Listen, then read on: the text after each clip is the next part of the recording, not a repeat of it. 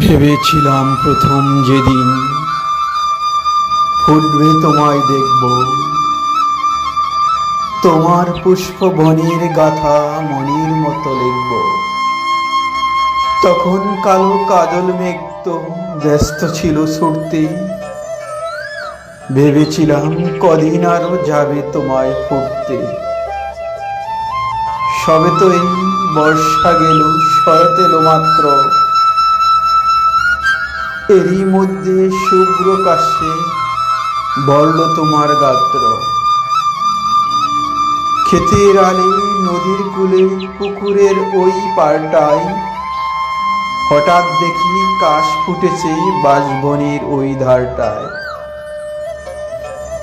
আকাশ থামে, মুখ নামিয়ে মাটির দিকে নুয়ে দেখি ভোরের বাতাসে কাশ দুলছে মাটি ছুঁয়ে। কিন্তু কখন ফুটেছে তা কেউ পারে না বলতে, সবাই শুধু থমকে দাঁড়ায় গায়ের পথে চলতে। উচ্চ দোলা পাখির মতো কাশবনে কন্যি তুলছে কাশের ময়ূর চূড়া কালো খোপার জন্যে। শরৎরানী যেন কাশের বোরকাখানি খুলে কাশবনের ওই আড়াল থেকে নাচছে দুলে দুলে।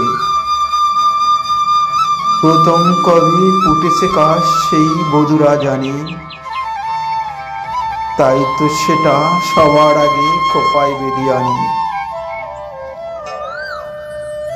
ইচ্ছে করে ডেকে বলি, ওগো কাশের মেয়ে, আজকে আমার চোখ জুড়ালো তোমার দেখা পেয়ে। তোমার হাতে বন্দি আমার ভালোবাসার কাশ, তাই তো আমি এই শরতে তোমার কৃতদাস।